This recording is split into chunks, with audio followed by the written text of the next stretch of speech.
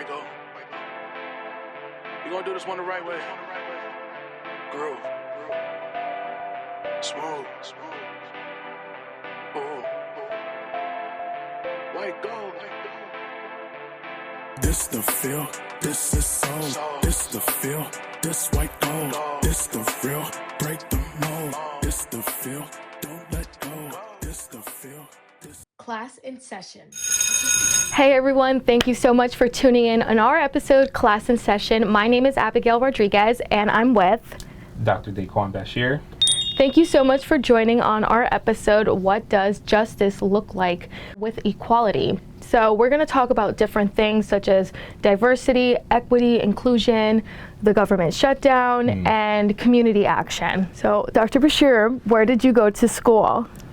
So I went to school a bunch of different places. Okay. If we're talking about high school, I went to high school, Trenton Central High School. I'm born and raised Trenton, New Jersey. For college, I first went to South Dakota. So Dakota Wesleyan University. It was an interesting experience. I only stayed there for a year and a half. Okay. And then I made my way back, transferred, and got my undergraduate degree in computer science. It was dual undergraduate. Went to Rutgers University Newark campus and New Jersey Institute of Technology. Very nice. Studying both of those, 5-year program, super difficult. But definitely would recommend because I learned a lot. And it forced me to really get into academia. Because in high school I was like, I'm smart, I know this stuff, so I could just kind of breeze through. But this experience actually forced me to all right, you need to develop a plan, you need to actually study, stuff like that. And I didn't have that experience before, so I'm super appreciative of that. Got a master's of science in education from Walden University with a concentration on teaching and learning. And got my doctorate of education in educational leadership from St. Peter's University. Very nice. So I'm just going to recap really quickly. And I know you said South Dakota. Why South Dakota? Very good question. Well, I mean, just to keep it super frank, my mom didn't have any money and neither did I. I ran track in high school, ran cross country, and nice. I was decent at it. So there were opportunities to further that, and I wanted to do that versus going to school. And I had a conversation with my mom, and she was just like, if you get hurt, that's it for you, right? Your body can only take you but so far. Right. And you need something to fall back on. And by that time, it was a little bit too late to look at a bunch of different schools. So there was still an offer on the table from Dakota Wesleyan University, full ride scholarship. So I just took it. And that led to all of the other things, and I'm here now. I think that's really cool, especially I'm a New Jersey native, born and raised, never been to college outside the state, so I only know New Jersey. What's living like from living in South Dakota compared to New Jersey? Because I feel like New Jersey, we have our own culture, we have our own style, our own way of doing life. Everyone knows a Taylor ham, sorry if I get that wrong with the debate, but Taylor ham, egg and cheese on an everything bagel, salt, pepper, ketchup. Gotcha. So what's like that when you go to South Dakota? So it was a culture shock to say the least. Because in these spaces and places there are not too many people that look like us, right? And it's not to say that that's always necessary, but when you're somewhere you've never been, that's the first thing, or at least I can speak for myself, that's the first thing my brain does. Where are all the other black people in the room? Right? I'm trying to get a lay of the land and scope it out so I can at least gravitate towards people that look like me, so I can start to kind of feel safe. I didn't really get that there. But I will say, even with it being a culture shock, it was an eye-opening experience because it helped me see that the world was bigger than my block. The world was bigger than my town. The world was bigger than New Jersey. Right. And because of meeting all of these different people, you know, and having the opportunity to spend Thanksgiving in Montana, right? And like drive through Wyoming and like do random stuff that a person from New Jersey probably wouldn't do. It really helped me kind of start to develop like how I view the world and my place in it, just by meeting people that I might never had the opportunity to do so if I didn't go to South Dakota. So while it didn't last long, I thought the experience there was essential for guiding me along the path to making me who I am today. Absolutely. I think what you just said is really amazing, especially for me. Like I've stated, I've stayed in New Jersey my whole life, and I think about, you know, should I go somewhere else to expand my palette? I think that's a good thing. I think we as people should have, you know, the right to travel and explore, and I say it's like a Minecraft map. You know, when you play Minecraft, you have like a certain area and it's like it hasn't loaded because you didn't check out that area yet. And then once you check out that area, it starts to become more developed. And I think about that in real life, where there are certain parts of the world that I have no idea about. I have never seen, I have never been with the people, I have never eaten the food, I don't know the culture, I don't know the language. And I think that's really important that, you know, leaving New Jersey to go to South Dakota and, you know, being in those experiences, going to Montana and traveling and seeing a part of the United States that, you know, like you said, maybe most New Jerseyans don't have, or maybe they do have, but, you know, to just expand your knowledge and go somewhere else is really valuable. So how would you not maybe give advice, but tell other students or other people that maybe may not be in college, but who are maybe thinking about going to college, why they should think about not just staying in their state and maybe branching out? Yeah, good question. I think the importance of it is perspective, right? You're introduced to people who think completely different than you do, right? And we know that happens here in the state, to where everybody who thinks a certain way is unique to them, but there are going to be some things that we align with just because we live in New Jersey. We were born in New Jersey, so we know certain things. Versus if I was to place you in a room with a bunch of people from other parts of the country, you'll be like, oh, okay, I need to talk to them to really see where we have common ground. Versus in New Jersey, if you were in a room full of people from New Jersey, some things are you know, just understood, right? Because we all from Jersey. We from Jersey. Right. So, like, you know, there is that building of, you know, what your global perspective is, and that doesn't happen if you're in an echo chamber or in a room with people from the same place you were from. And even though, like I said before, we have our own unique ways of thinking about stuff, there are just going to be some things that are still aligned based off of literally where we live. And that was one of the things that at the beginning of my conversations with my mom around college kind of stopped me, because my mom was scared to have me off in these spaces and places, and like not be able to quickly travel and leave and go somewhere, or you know, anything like that. And I had a really interesting conversation with another colleague who was talking about, you know, with her daughter wanting to study abroad, and she was saying that she was, you know, leaning towards like not having her daughter go because she didn't want her to be abroad and not have anyone to lean on, and you know, trying to figure it out herself and all of this other stuff.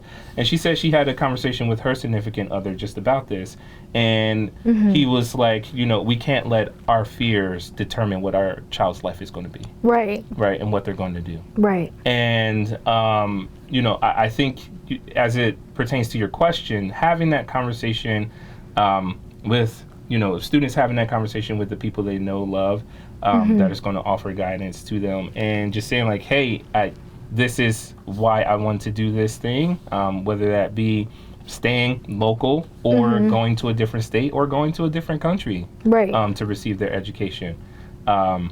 Being able to be and operate in spaces where people have these unique perspectives, it just broadens your worldview, right? And I think with more education, we become better people and better citizens of the world. I totally agree. I feel like we should travel, we should expand, we should try new foods, try new cultures, and learn the culture and appreciate, you know, culture appreciation.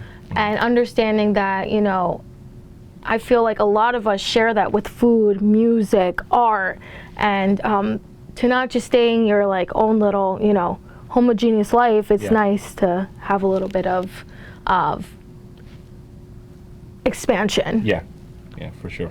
So you did talk about different colleges and going to different schools. Which one was your favorite and why? I would say my experience at Rutgers Newark was probably the best educationally, just because I was learning more about myself. I was learning more of the tools and strategies that I needed to excel as a student, and then figuring out how to apply that in like my actual life outside of school. And just like the friends I made, the long-lasting relationships, I pledged while I was in college, and joined the Alpha Phi Alpha Fraternity Incorporated. So having all of my brothers from the fraternity, you know, my good friends from track and field, and you know, those relationships still exist today. And I graduated undergrad. How long was it? Sheesh, now I feel old. 12, almost 13 years ago. So it's been quite some time since I've gone through that experience, but I think, you know, being there, it was difficult because of all of the knowledge I needed to cram in my brain around computer science and mathematics, but it was fun too.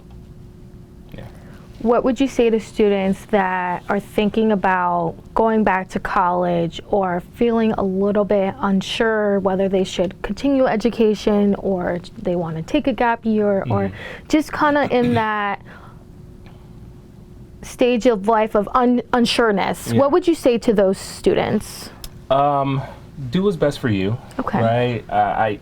I would hate to push higher education on someone if they don't see that as their path, right? We know with higher education, depending on who you are, there comes a number of things, one of them being debt. You know, and if you're like, yeah, I'm not really passionate about this thing and I have other opportunities to do other stuff somewhere else, and that's what you want to do, then by all means go ahead and do that stuff. I think it just really depends on who that person is, and knowing and understanding like where your life is right now. And if you like, we all truly know ourselves.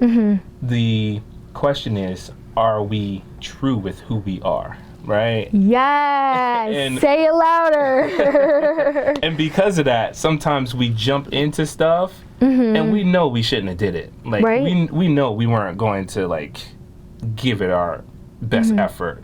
But because someone else said, oh, you should do X, Y, and Z, or you should do that, or you should do this, we just jumped in and like, all right, let's see what happens. So, I think that goes back to social pressure, especially the young students in high school that are graduating from their senior year. And there's a lot of pressure on students when it's like going to school and saying you have to know exactly what you're doing. And I think that's such an unachievable goal because you don't even know yourself. You have your parents may influence you on a career that you may not even know that you don't like, but you think you like it because you're hearing from your loving parents or people that are supportive to you, and you think that this is the right life path. But I think it's a lot of social pressure. I see it time and time again, especially at my university. A lot of the 19 to 20-year-olds are very scared because a lot of them feel like they're not doing the right thing. They feel like they're not studying the right career, but they feel like they need this college degree in order to get a job. And I feel I totally understand where they're coming from, because I definitely had a very similar life path, in the sense that I went to community school and I changed my major 3 times. And I'm proud to say that, because it took me the time to figure out what exactly I enjoy, and that meant taking different classes, but to understand and educate myself, this is what I like, this is what I don't like. Yeah. I knew really quickly I did not like numbers. I'm sorry. But I knew that I liked history. I knew that I was very good at critical thinking, and I liked philosophy, and I liked psychology, and I liked sociology, and I really focused on that. And I feel like there should be more opportunities for students to understand that there isn't just XYZ out there. For example, I had no idea that higher education was an opportunity for me to even achieve. Like, you can go and get your master's in higher education. I had no idea about that in high school. Those aren't like job opportunities as like, maybe if you're in the field and you're a student that has a parent or knows somebody in the field, then absolutely. But I didn't have anybody that was, in higher education. So that was completely new to me. And I had no idea that that was my true calling, but that came later. And I'm really grateful that, my parents allowed me to explore at community college. And I'm a huge advocate for community colleges and figuring it out. And even if you don't want to go to a community college and you want to go to a 4-year, but still trying to figure it out, I'm always on board on that, because you shouldn't have to figure it out tomorrow, because we're still, I'm still learning about myself. I'm still learning, what I like, what I don't like. And I feel like there's always going to be that pressure on the youth. You have to figure it out. You have to know exactly what you want. And it's like, how do we, as we're the upcoming next, we're the leaders of the youth. So how do we, tell the youth to explore and find themselves, rather than having that social pressure of just knowing exactly what you want? Yeah, I think that's a great question. As it relates to institutions of higher education, when they first existed, kind of, that freshman, sophomore year was about figuring it out. Mm-hmm. Right? It was about figuring out what you want to do, what you want to study, what you're really passionate about. Because we know that school, at some point, it became school is a business. Right. And we could talk about why that happened and why that was. And it was really because the black and brown folks were getting into school, right? And those opportunities that were only specifically reserved for a certain group of people, now there was other people kind of infiltrating that and getting some of these opportunities, because they were getting the same or even higher levels of education than the population that those opportunities would reserve for. With that in mind, school, and instead of becoming a place for experimentation and exploration, became a place for business. Right. And that's what makes schools so incredibly expensive. Right. And because of that comes the social pressure. Because this money is attached to the time that you spend here, you need to hurry up.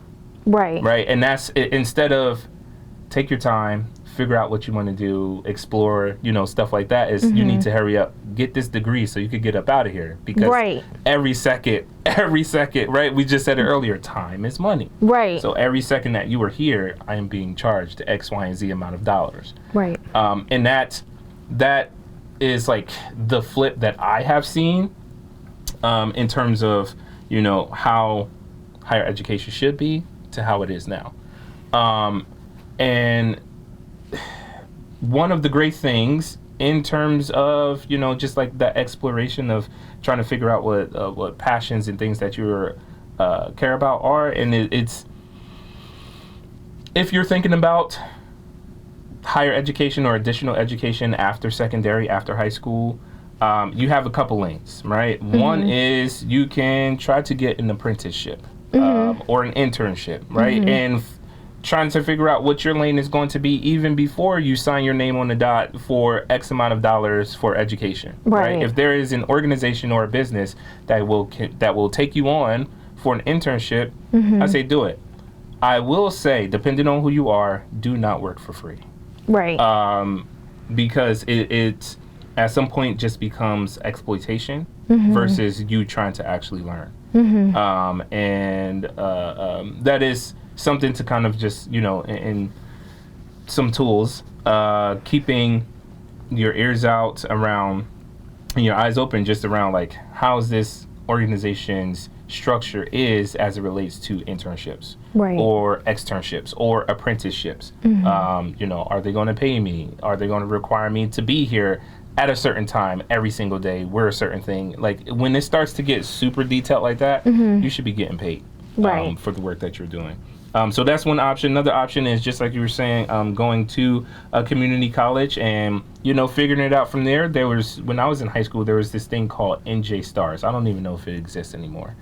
And if I didn't wait as long as I did, I think I would have jumped into that first because they would pay for you to go to community college, and then they gave you like some crazy scholarship to finish out at a 4-year after your 2 years, and you get your associate's degree or whatever the case is. That's amazing. And it was a really great program, and I know a lot of people from my high school took advantage of that. So seeking out and doing research around if programs like that exist, and what are the stipulations for trying to jump around and figure out what you want to learn and what you want to do.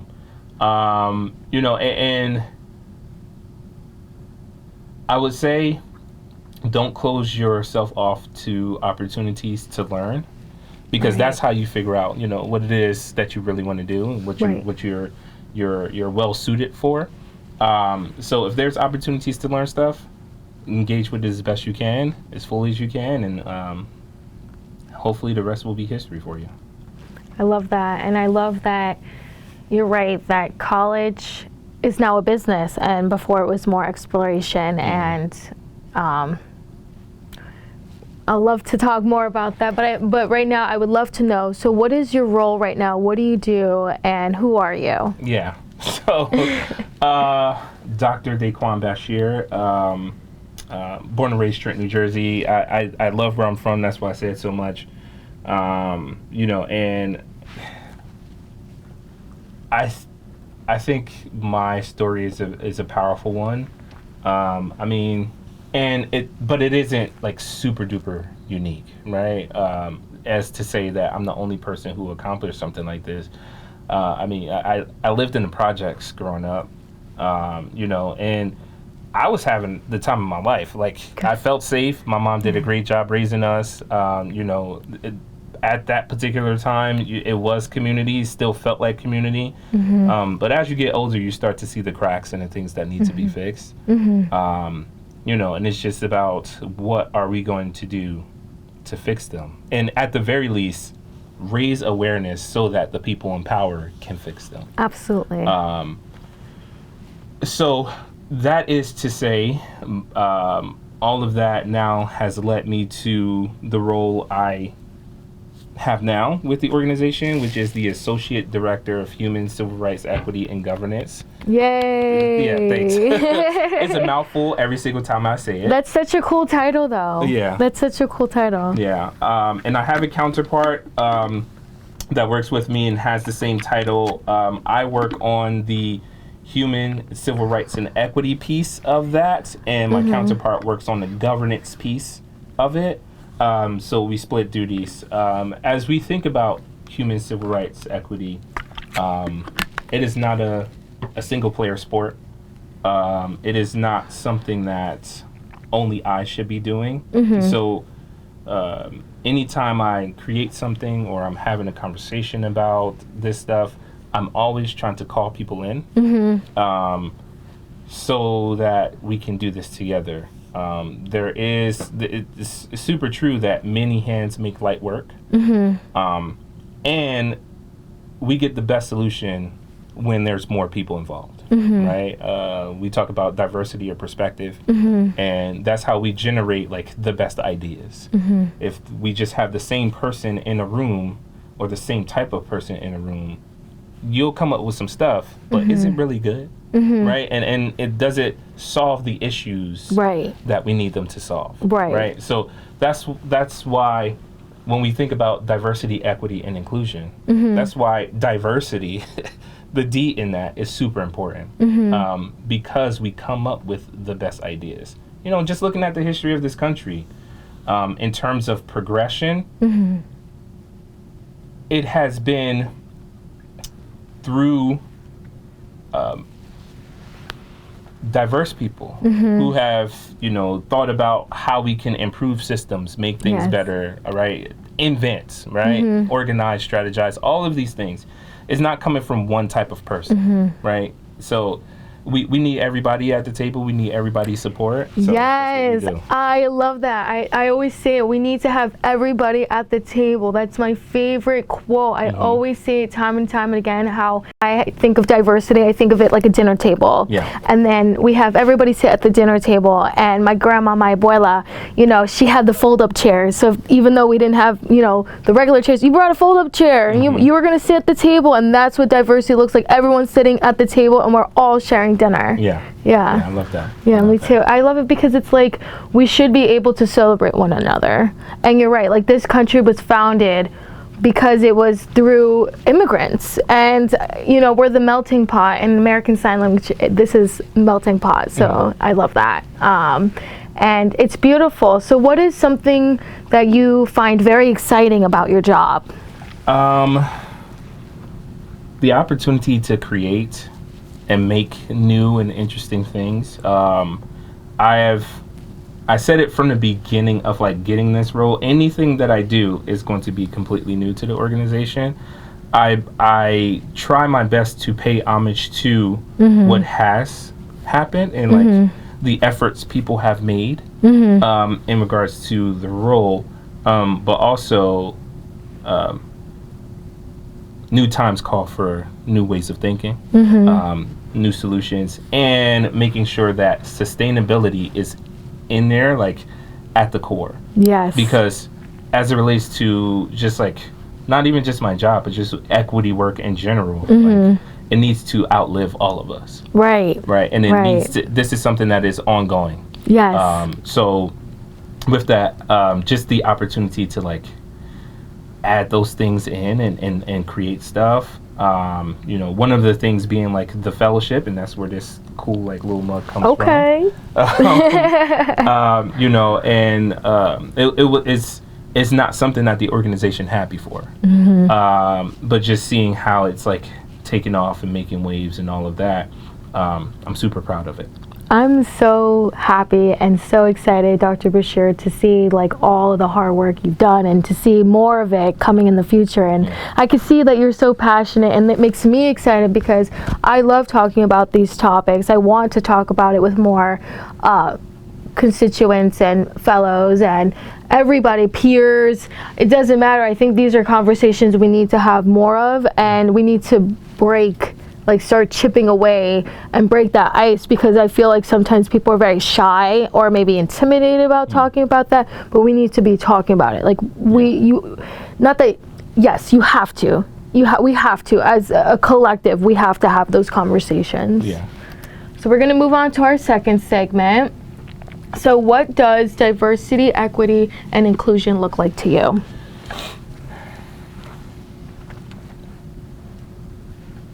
So for diversity, equity, and inclusion, it is having everyone be bought into the idea that we do not succeed unless we all succeed. Yes. Right? Yes. And that is difficult to do when you have competing priorities and folks posturing for this thing or that thing. But like, we can't get anywhere, right? Like, unless we all like put in. It's annoying. Like for me, I find it so annoying. I'm just gonna be so truthful. It's annoying when I see people that don't want to have community. Yeah. And it's just frustrating because nothing gets done. And it's like, can we work together? Because when we work together and someone, like you said, someone else succeed, we all succeed. Yeah. It's a collective chain. It's a work effort to make sure that everyone feels valued, feel safe, heard. And when you're just doing it for yourself, you're gonna get nothing out of it. Right. You're gonna get nothing out of it. Yeah, and there might be like this temporary boost that you get, like, oh, I just, I did this thing, and maybe some gratitude, or not even gratitude, some gratification that comes from like being able to flex on people. But at the end of the day, like, who cares? Right? Let's say it, Dr. Bashir. Who cares? We all have our life. It's so true though. Like, we all have our life. Like, at the end of the day, it's like, in that moment, we could be proud of ourselves, but at the end of the day, we all have our struggles. We all have things going on. We're all trying to do, our best in life. And, yes, that's really cool. I'm happy for you. But at the end of the day, life keeps going on. Yeah. Yeah, like, we're not going to stop just exactly. to watch you, with your fancy jacket or your new car and stuff like that. Exactly. And I mean, like, yeah, we can all, have these come ups and all of that stuff. But I would much rather be in community, right? Me too. I would much rather we all celebrate each other versus one person doing something that only benefits them. Right. And one of the ideas of individualism is like connected to white supremacy culture, right? Because we start to move away from what community really is. Right. Because when we think of true community, that means we are not only leaning on each other when we need help, but raising others up when they need help. Right. And actively working together to solve people's problems. Right. Which means there's going to be less people that can take advantage of you. There's going to be less people that can gaslight you, right? Because you have a community around you, and because you're a part of someone else's community, you can say, hey, these people are lying. Right. This is the actual thing, and this is how we need to move, right? And is that community that leads into strategizing and organizing to mobilize us to say, like, hey, we don't agree with this. Right. And because individuals are by themselves, there's no community associated with that. It's just like, all right, you can do what's best for you, but not think about other people. Right. And I reject that completely, and that's why I want to be in community with folks. And it's not always perfect, right? But as long as you're working at it consistently, right, to maintain community and keep community, it's going to get us at least further along than where we are today. I like what you just said, the reject part. I've never heard like someone say that before, like, I'm going to reject that. I'm going to use that because I'm a person that believes like in energies and like good energy, bad energy, like just different vibrations, and I'm going to use that now on. I'm going to be like, I reject this energy.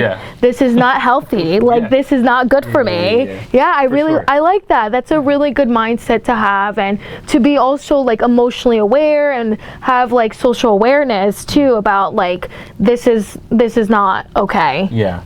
And in this, in talking about like community and like everybody getting what they need, it's not even like a utopian idea, right, to say that we should be, as one of the wealthiest countries on the planet, healthcare for everybody isn't a thing here. Like, it's crazy. It's absolutely nuts. It's out of pocket. And like, we can use the tired excuse, oh, there's no money, and we got the money. That's right. We will, and if I know America, speak truth to power. We have speak the truth money, to power, or we will find it. That's it. There's always money. There's so it's not even that, like.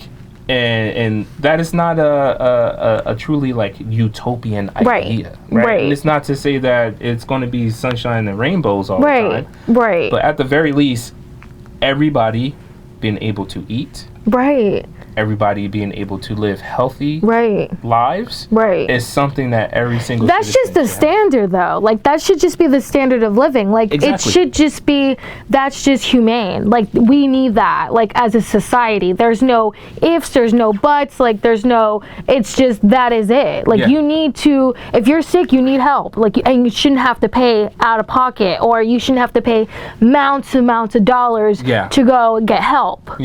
But because of, all of these things, right? Greed, privatization, and a whole host of other things. Now we have to do all of this crazy stuff just to make sure that we stay healthy. That's why the healthy foods are super expensive, but you can go and get some junk food and be fine, right? Yes. And it's a little bit more to that, but the things that we really need, they make sure to put a premium on them. It is so crazy. So I'm taking a food and politics class right now, and holy moly. Yeah. Holy moly. It is, let me tell you, if you're a university, if you're a student listening and your school offers like a food and politics class, take it as an elective. I'm telling you, you will be so mind blown. The amount of information that I've learned on the USDA on farming and how like our food has been contaminated by a seed since it hasn't even grown. It's been like germinated with processed things to make sure like animals aren't eating it. And then also learning about organic food, and then now don't quote me, but in our class we like to think very open-mindedly and think, there's no right or right answer, right? It's called an ideology. And the idea of like, is organic when we buy it here a hoax? Is it really organic? Is it really organic? Because the thing is, we're learning about the USDA stamps, but the thing is, these are people that are paying so much money to have a stamp, right? And there's some people may say on the bag, you might buy like tomatoes that say organic tomatoes grown in California, and you're like, okay, cool. And then you realize you don't have the USD stamp because you have to pay so much money just to get that stamp. And I think that's so wild that if we're eating produce and I'm paying, let's say, $2 to $3 more for, fresh tomatoes, I think it's crazy that I'm paying $3 more for a stamp. It's crazy when I could buy 2 bags. Yeah, and that is literally some of the politics around it, and just thinking about like some of the even more nefarious uses of food that this country and other countries around the world has done, as we think about, its citizens, right? Using mass starvation as a tactic to get what you want. It's horrible. We've literally seen something like that play out, where it's like, all right, if you don't want us to take away and negatively impact your healthcare, we're going to starve you. Right. And this is for the people who need it, right? And it's not to say that it's the entire population, but for the people who need those SNAP benefits that are then put on EBT cards, electronic benefit transfer cards. You won't get that because the government is doing whatever the government does. Because they're demolishing the East Wing and taking taxes. To literally do that too. Yeah. And it's horrible. It's nuts. And that's what I was having a conversation with someone the other day, and it was like, how do you feel? I was like, I feel like I wake up in an episode of The Twilight Zone. Right? That's such a good way to put it. Like, it is The Twilight Zone. It's always like, I don't know what I'm going to wake up to. And I have this app called Newsbreak, where it's more nonpartisan.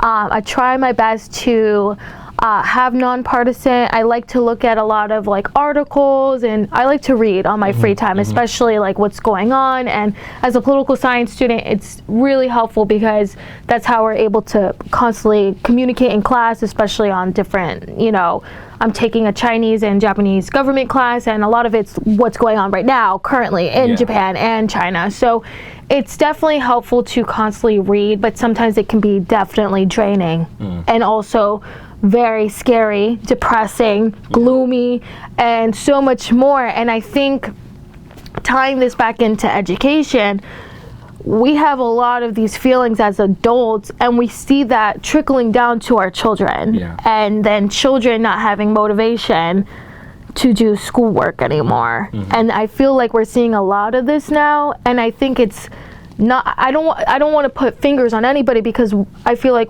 we as a collective society need to brainstorm. It's not time to put fingers anymore. It's time to like problem solve. I'm a problem solver, and I think, okay, we live in a society where times are very depressing. My brother, he's married. He's been married for 3 years, and he can't buy a house.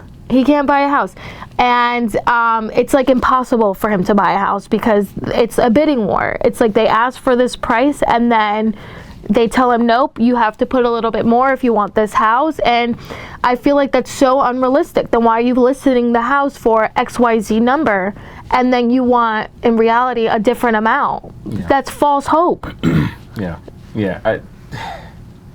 I went through the whole like home buying fiasco in 2020, and it was terrible then. It is 2, 3 times, 4 times more horrible now. Just with like, and that goes to how we live, right? And thinking about just like a livable wage. I said this in a different space the other day, like food versus healthcare versus a livable wage. Right. And for a government that really doesn't care about its people, it's going to force us to debate the reception of one of those versus the other ones. Right. When we should know that we should be getting all of those things. Right. Right. And it's automatically. It's not a zero-sum game if we are getting food and healthcare and a livable wage. That's just the standard of living. Yeah. And it should be, but I can't even remember the statistic, but it's definitely a crazy number of years to where salaries have not matched the cost of living. Right, and that actually, we started seeing that back in 2002, and I believe that was don't quote me, but I believe, if I remember from my textbooks, the Reagan economics.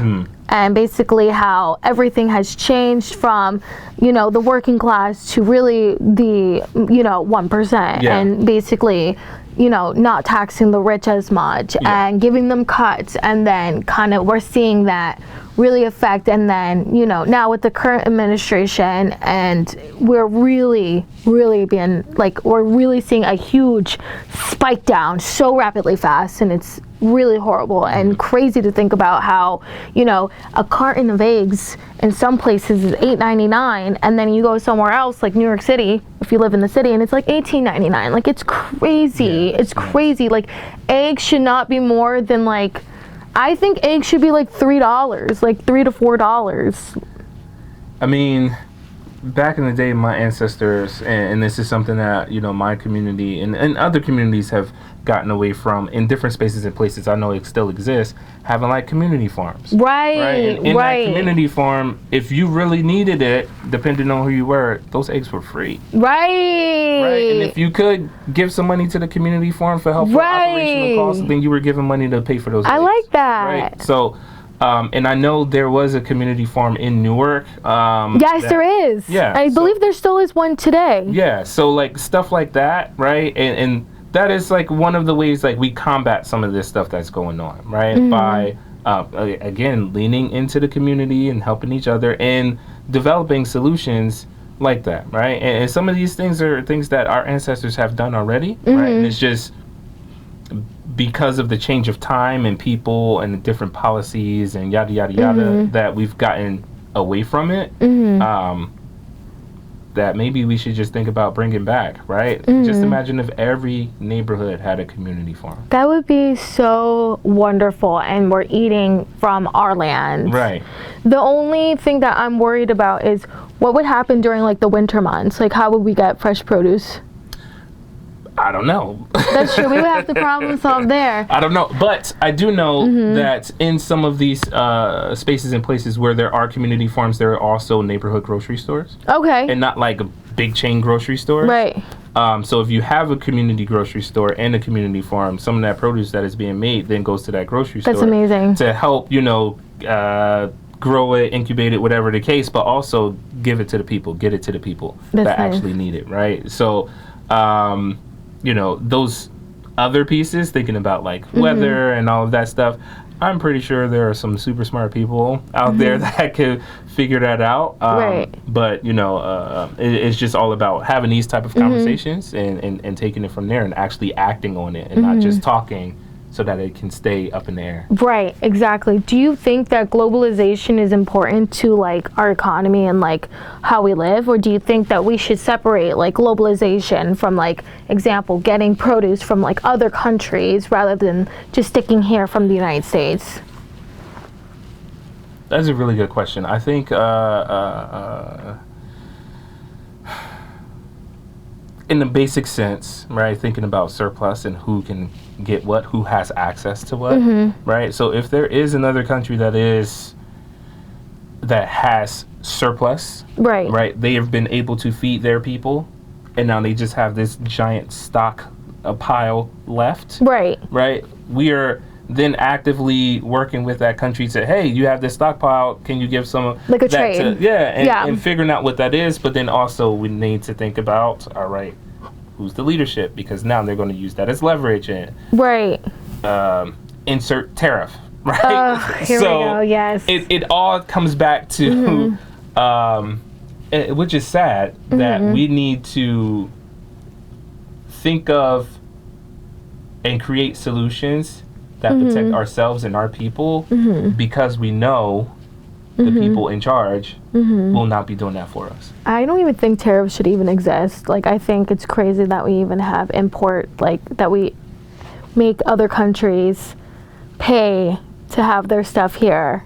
Like, I think it's just wild. Like, I think we should just be trading an X amount. Like, this is just like a very elementary example. 20 fishes for, like, 20 bags of apples.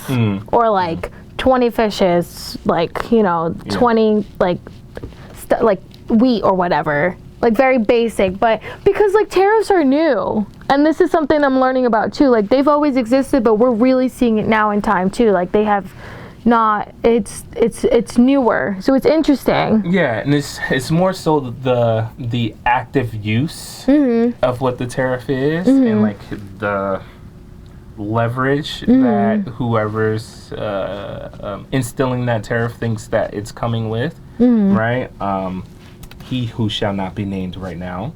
But yeah, like, I don't know. I agree that, if we were really operating in the best interest of like our people, and when we talk about like policies and movements to be America first, right, we wouldn't be doing things that is counter to that.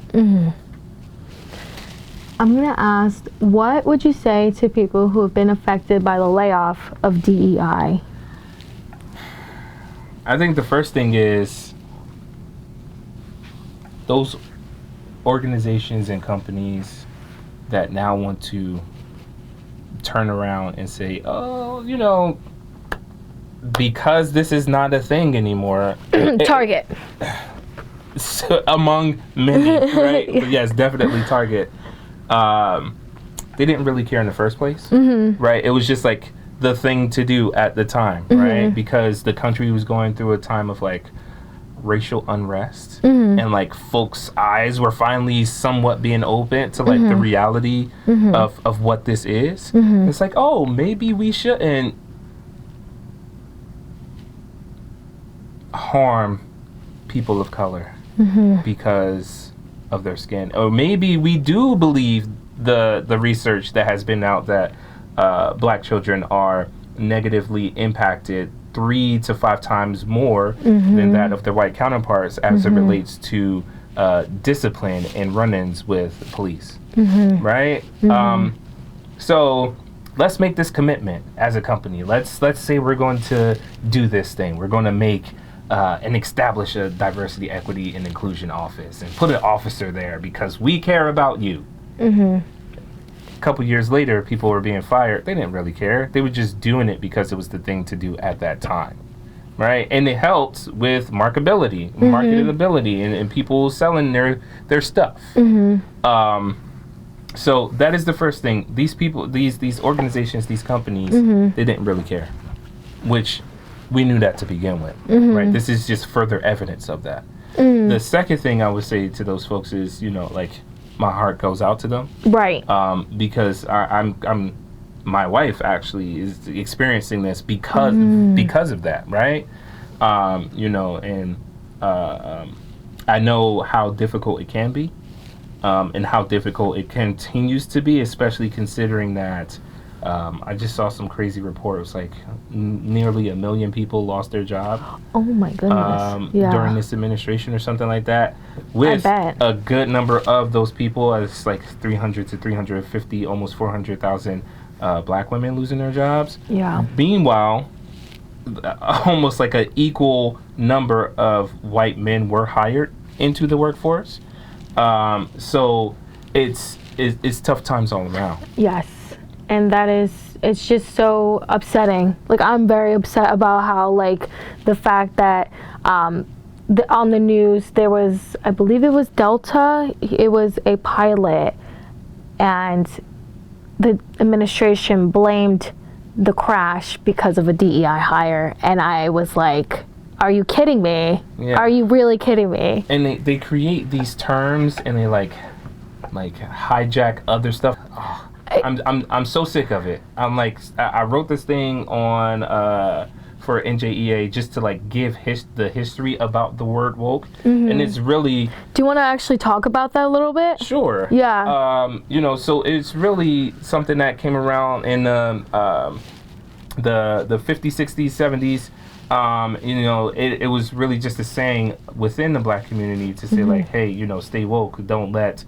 Don't fall asleep, right? Be aware of your surroundings, and also be active in like what's happening in the community and what's happening in the state, what's happening in the country, as it relates to not only happenings in that way, but also politics, right? And it's like, you know, we stay woke so that we don't go to sleep and people can just do whatever they want, right? But now they've changed it to like be all of this other stuff, and my whole question is like, why don't you want a teacher to tell the truth about history? Right.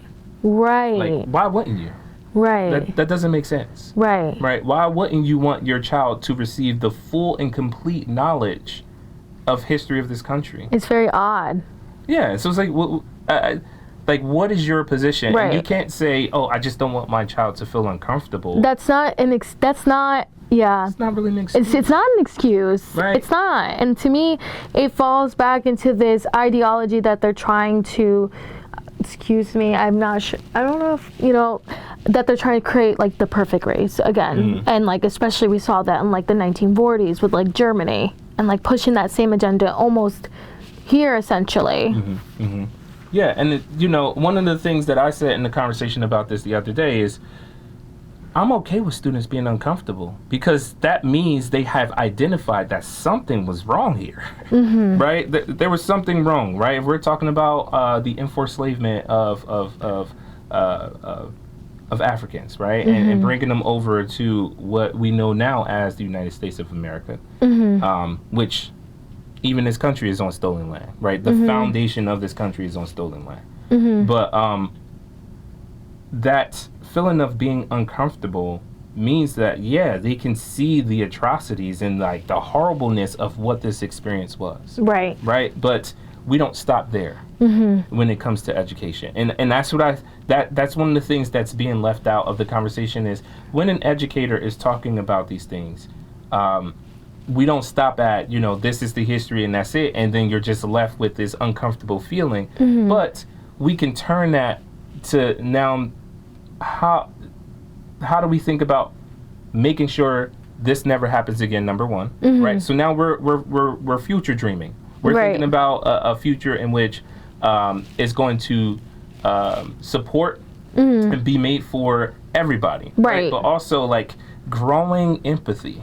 Yes, I feel like we have no more empathy anymore. We have none of it. And it's like, why do we not care as a society? Like, why do we not care about one another? Like, I feel like what you just said, it's like, I'm so passionate about because I feel like there's a lack of it, a huge lack of feeling compassionate for one another or just being, you know, sympathetic. Just just be there for one another. Like it's not like, in my opinion, I don't think it's that hard. It shouldn't be, but when you are daily like inundated with like, these people are taking this from you, these people are doing this, you should be doing this, you should think this way, you should have this, but you don't because of X, Y, and Z. Right.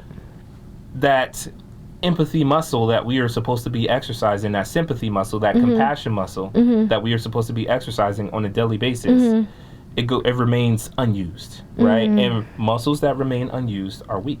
Right. That's good. That's where we are because of rhetoric, because of all of these people that want to shape how you're thinking about things so that they can benefit from it. I really liked what you said about how it's like a toolbox, in the sense that the less you use, the more you don't know how to use it. Yeah. And with my background, I'm Puerto Rican. We're very community, and growing up it was always about family and like loving like one another. And so I learned very quickly, like my grandfather taught me like to be there for the community. My grandfather taught me at a very young age that we need to be there for each other, and that's how we grow community. And so it's interesting how like as a young girl that's now a woman that uses that skill every day, to see that I guess you're right, parents don't teach children that become adults one day those skills.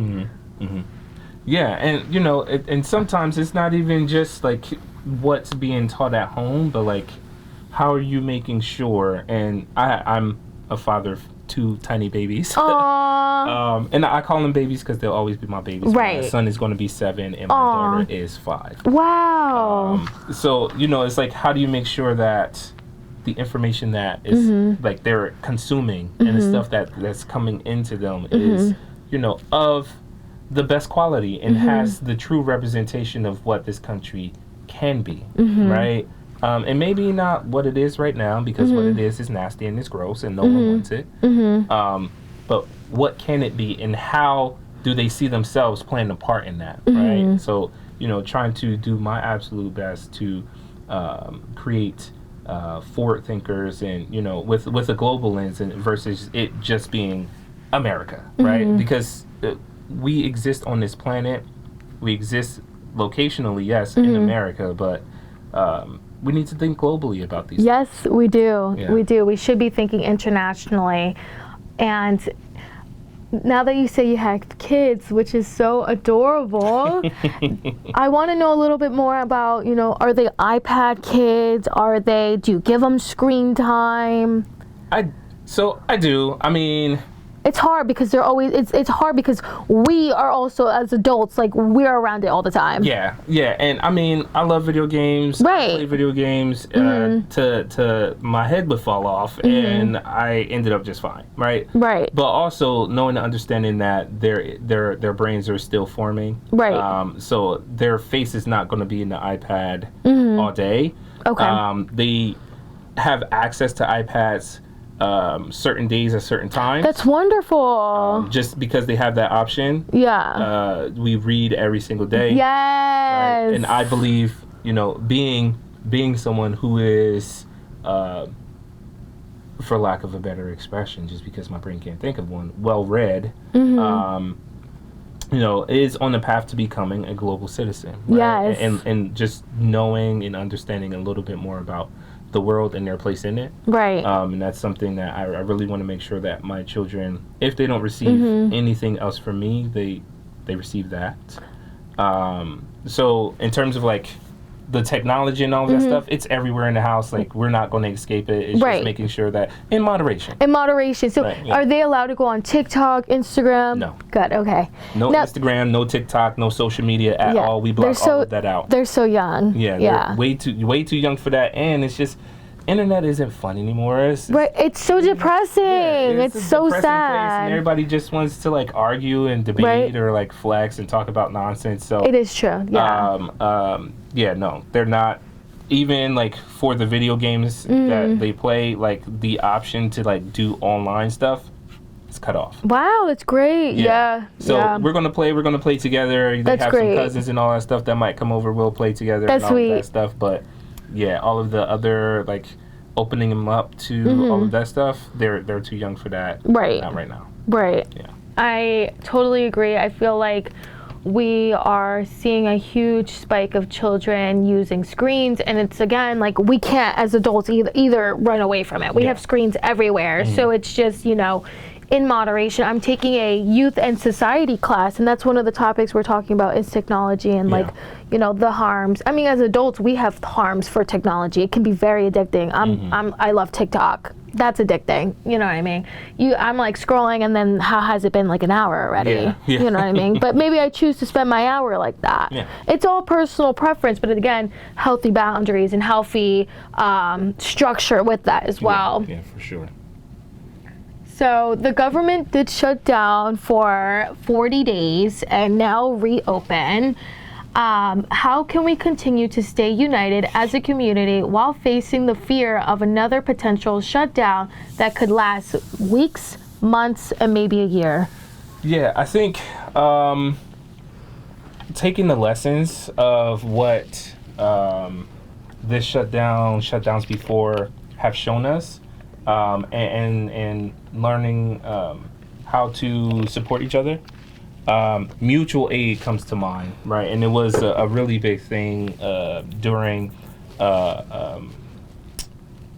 when we all had to stay at home, right? And during the pandemic and all of that stuff. Just thinking about how we can support each other and creating like mutual aid clusters and stuff like that. Leaning on those type of ideas and, you know, literally putting those things into action is how we can support each other and support ourselves when something like this happens again, right? And another piece of that is doing our parts to, I don't want to say ensure because I don't speak in absolutes, but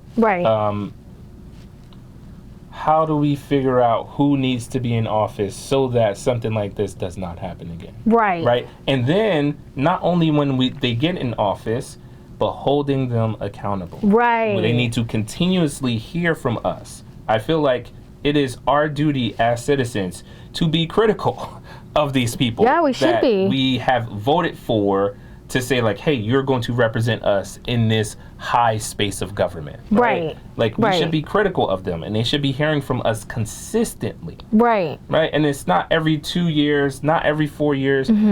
Hearing from a person every 2 to 4 years, like that is not a great relationship at all. And it's not anything that anyone should accept. Right. We should be demanding that they are transparent. We should be demanding that they are in and around the people. We should be letting them know how we feel about the job that they are doing and what they should be thinking about as they are making decisions on our behalf. Absolutely.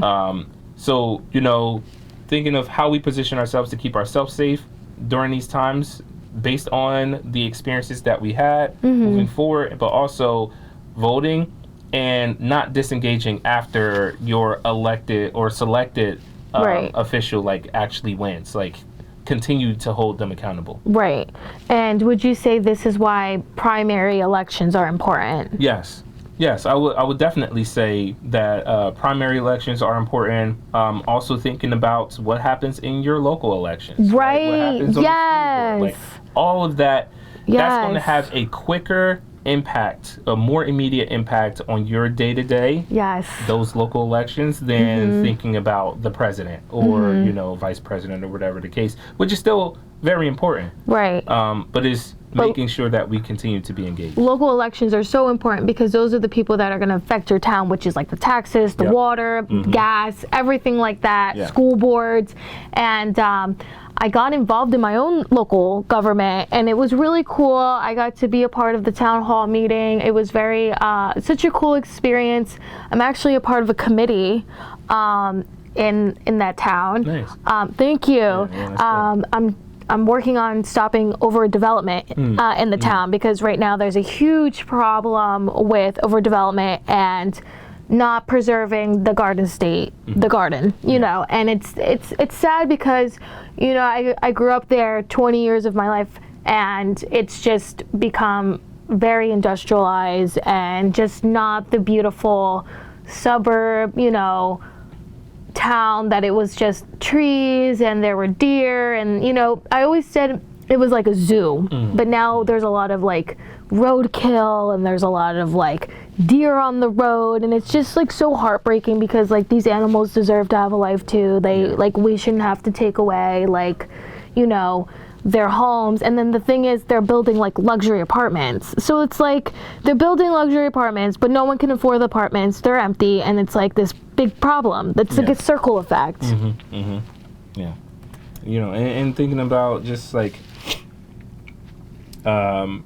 another reason to be involved in these spaces is going back to, and echoing your point of like, how does your neighborhood look, right? How does it feel? But also like, who's coming into your neighborhood, right?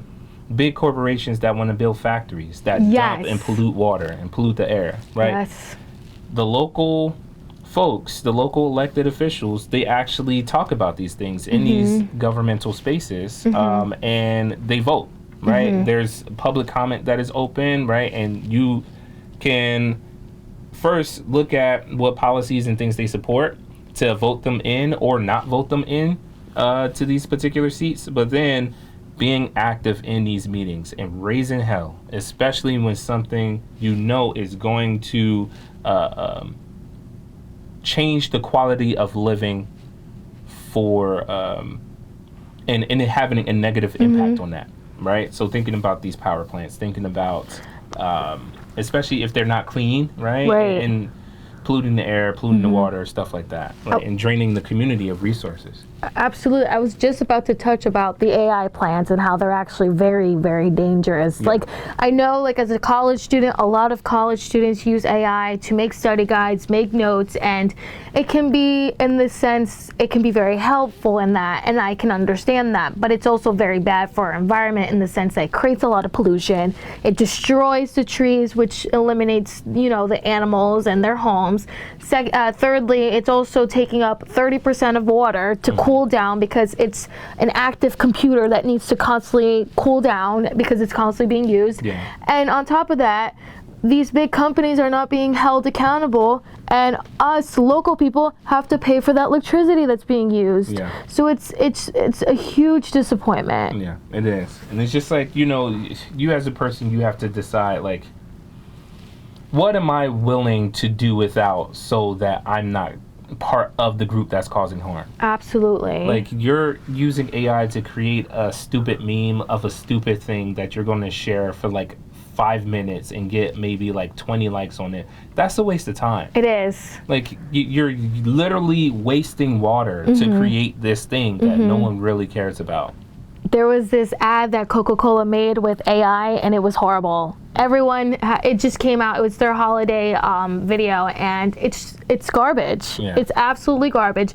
You took away beautiful jobs that were artists. Like, art is beautiful, and you took away animation. People that went to school to become animators or film or photography or anything like that in the industry of like media, and you just took that away to build. I think they said it was like 70,000 prompts. You took 70,000 prompts rather than having like people that went and got a degree and focused on that, rather than giving 70,000 prompts to make a holiday commercial that looks so bad just to release it to the public. That's embarrassing, Coca-Cola.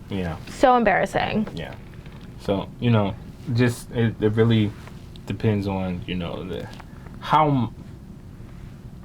how much can you go without, right? And I think for most of the things we use AI for, we can literally do it ourselves. Right. We don't, like, okay, the time and blah, blah, blah, blah, blah. Like, we could do it ourselves. This is something you could just, A lot of people use AI for therapy, and we're seeing a lot of that now because in the United States, we have a huge mental health crisis. We have a huge crisis, and therapy costs a lot of money. Thankfully, there's been a grant for students. UL is completely free. It's a teletherapy.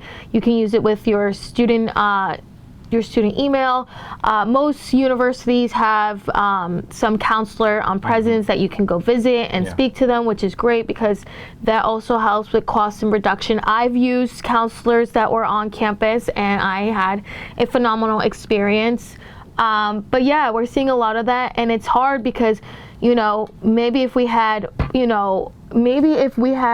the state fund more, on therapists, and, we had more of that rather than taking that away, we wouldn't have people relying on AI to have like our problems being solved. Like, we as humans should be problem solving with other humans. I'm not saying that it's a bad thing, but I'm saying that we're definitely going to lose that critical thinking skill for sure, because we're not thinking for ourselves. We're relying on a AI to give us the answers rather than seeking help with the professional and then problem solving and then taking that own. You could have the counter argument and be like, Abigail, yeah, I could with an AI bot. I can definitely do my own, critical thinking. But I just feel like as a human, like, I think it's so important that we have human connection and human relations to build that trust and build a better life for ourselves. Yeah. And it's not so much about the dialogue that happens, whether it be in education or therapy or whatever else. It's about the connection to the other person, right? That is not something that AI can do. Right. And it's not something that can be mimicked, like that human connection. So that's where a lot of like the feeling of safety, the feeling of, like being seen, the feeling of belonging, that's where that comes from, right? And that's not something that could be faked or mimicked. Absolutely. How could you stay informed or tell others to be informed let me read this question again. How can individuals stay informed and avoid misinformation during times of crisis?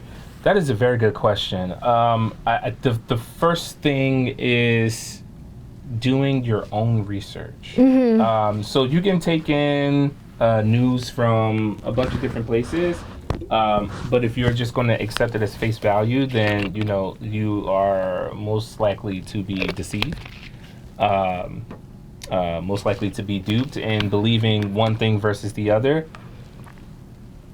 Do your own research, right? And as you're doing that research, try to get the full and complete story and not just like cherry pick different things that you feel are okay, right? Or feel like you agree with. But listen and try to, research the entire thing and be curious, right? Be curious and ask questions like, why is this even a thing? Why is this piece of the story being left out from this news article or from this news outlet, from this anchor? Why are they only focusing on this thing when the problem is so much bigger than that? Right. So, and then doing research again to find answers to those questions. Everybody that tells you something, and I can't say everybody, most folks that tell you stuff, they are going to give it from a certain position or perspective. And it is often one-sided. So, in order to make sure that you're staying well-informed and trying to avoid as much misinformation as possible, do your own research. Right. Perfect. We're going to move on to our last segment, which is moving forward. What's a message you could share with millennials, Gen Z, and Gen Alpha about staying hopeful for the future? It's a good question. I think it's a good question because, even like in these times, sometimes I am not hopeful. It's hard. It's hard. It's difficult. It can be very difficult, especially when it just feels like everything's on fire. And people are sitting there and it's just like, bro, like, you are holding a fire extinguisher. Are you not going to do anything? Right. They're just sitting next to you watching the fire get bigger and bigger. And it's disappointing. Yeah, it's very disappointing. And it's like, I wish I had a fire extinguisher. Maybe I do in different places. Right. But here, I don't. So I have to, like, depend on you to, like, put some of that extinguish on the fire. But yes. I think one of the things that helps me be hopeful is reminding myself of why I'm even here, right? Why I'm doing this work. And for me, that is my babies and the future that I am sure that they are going to create. And it's like I need to stay around long enough and try to impart as much knowledge and open up opportunity and space and access for them to do their own learning to create a better future. But going to do the best that I can while I'm here. I think, just thinking about like what motivates you, what are things that you care about, what are the issues that you can solve, right? Like, and leaning into that. But also another thing that is connected to hope is joy. Joy, yeah. Right, and finding times to just like be joyful, right? Yes. And whatever that looks like to you, and however you find joy, as long as it's positive, do it, right? I would say also rest. Yes. Because with a restful mind, you can start to see some of that hope, right? And see the light of hope, and thinking about how to create that for yourself and others. So those would be, and it is not like super specific, but for what it is for today, I think those would be like some of the tips, and I would give to someone trying to find hope right now. Absolutely. I think hope is definitely something that everybody needs, and to find the light in themselves and find a small or big, whatever that looks like to that person, a community that they can rely on. My last question is there any final thought or message you would like to share with our audience? So I if you ask the people that know me, I am not a talker, but when I start talking about, equity, justice, and all of these things, I can go on for hours. I think the final thought here would be, you are where you need to be right now. So in talking about social media, there's always a feeling that we should be further along than we are because this person or that person, and there's a saying, comparison is the thief of joy. The thief of joy. So, just trust and believe that where you are right now is where you should be. And if you don't like it, you have the ability to change it. It might not happen overnight, right? Because change doesn't happen overnight. Right. But change it if you don't like where you are. If you're like, I'm okay, I want more, right? Take the steps to do that. But like, don't be like, I'm not doing anything. I don't have what I should have because of X, Y, and Z in this person, and this is what I saw. Don't do that. What we must understand is social media is a lie. Yes, it can be so toxic. People are never going to show, like, even if they showing them getting to the mountaintop, they're not going to show the steps, every single step that it took to get there. Right. And the struggles that could exist with climbing to that mountaintop. Right. So, don't compare yourself to folks. Trust and believe that you are where you need to be. And if you don't like it, you have the ability to change it. Yes. Yeah. Thank you so much, Dr. Bashir, for being on the Class in Session podcast today. I really enjoyed our conversation. We got into really, really good topics today. And I really appreciate your time being here and being open and honest and communicating, like, this is what's going on. Like, a lot's going on. The world's on fire. But there is hope at the end of the day. There is. Thank you so much for having me. Thank you. Thank you for tuning in this episode in Class in Session. We'll see you in the next one. Bye. Bye. This the feel, this is soul, this the feel, this white gold, this the real break.